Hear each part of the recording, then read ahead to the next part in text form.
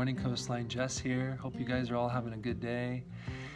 The word mercy was on my heart to share to you guys today.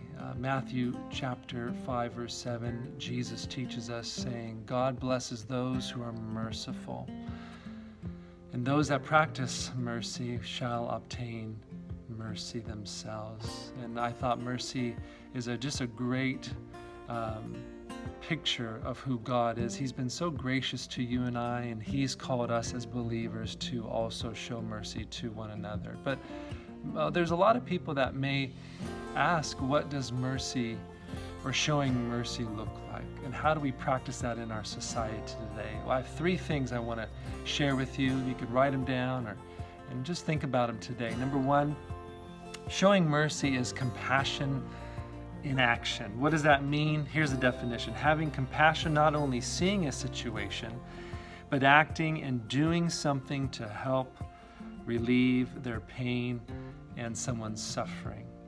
In Luke chapter 10, Jesus teaches about the Good Samaritan. It's a great demonstration example of this. A man was going down the road. He came upon a man who was stripped of his clothes, was wounded, and left half dead. And Jesus goes on to teach that instead of passing this man, the Samaritan went to him, bandaged him and his wounds, poured oil on him, and brought him to an inn to be taken care of. What a great example of what mercy is. Also, 1 John chapter 3, verse 18 and 19, John says, My children, let us not love in word or in tongue, but in deed and in truth. And by this we will know that we are of the truth.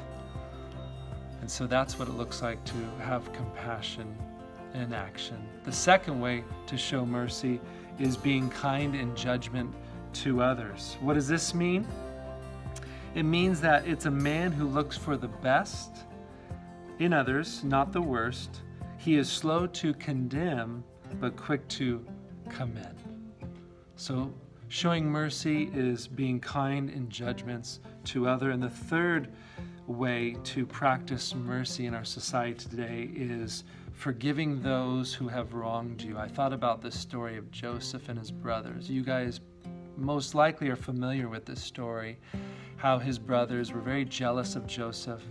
They wanted to kill him, but instead they sold him into slavery.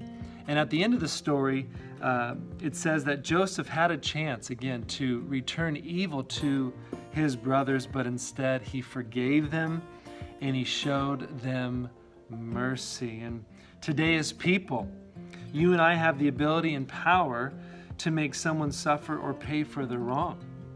But Jesus has called us to forgive them. He's called us to show mercy to that person. And so I want to end with this quote by Corrie ten Boom.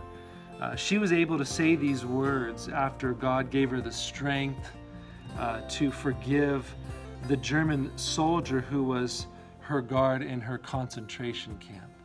And she said these words. She said, "Forgiveness is the key that unlocks the door of resentment and the handcuffs of hatred. It is a power that breaks the chains of bitterness and the shackles of selfishness." So if you're today and you'd like to be free of resentment and hatred, we learn here that forgiveness is the key.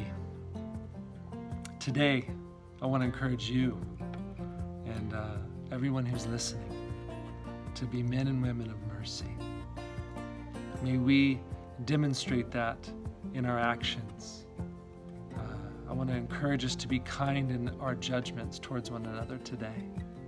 I want to encourage us to forgive those who have wronged us.